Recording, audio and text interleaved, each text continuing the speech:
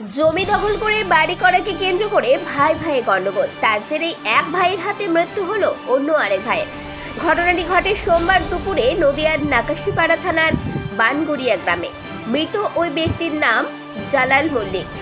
অভিযোগ, সোমবার দুপুরে জালাল মল্লিক ও তার পরিবার নিয়ে বাড়িতে বসেছিলেন। সে সময় জালাল মল্লিকের ভাই ও ভাইপোরা মিলে জালাল মল্লিক ও তার পরিবারের ওপর চড়াও হয় এবং বাঁশ লাঠি দিয়ে বেধড়ক মারধর করে।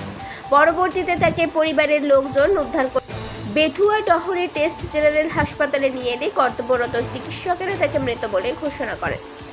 এরপরে ঘটনাস্থলে নাকাশিপাড়া থানার পুলিশ পৌঁছে তদন্ত শুরু করেছে, যদিও অভিযুক্তরা পলাতক।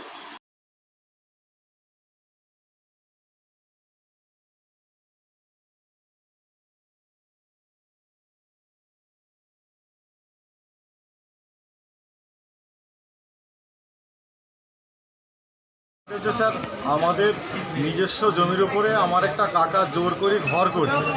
এবার সেই ঘর আমি আমার বাবা বাধা দিতে যাই। বাধা দিতে গিয়ে ওরা চারজন জোর করে আমাদের উপরে চড়াও হয়।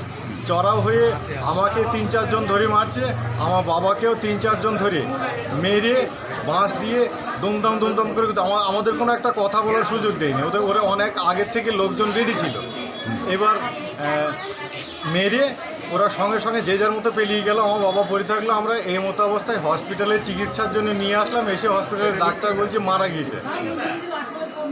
তাহলে সাধারণত বাড়ির জায়গা জবরদখল করার জন্য এই মারধর হয়েছে। আমাদের জায়গার উপর জোর করে ঘর করছিল, সেটা বাধা দিয়েছে। ওর জন্য আমার বাবাকে মেরে ফেললো।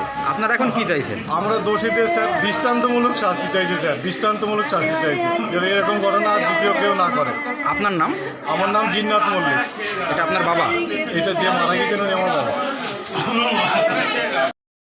নদিয়া থেকে নিজস্ব প্রতিনিধি রিপোর্ট, 99 নিউজ বাংলা।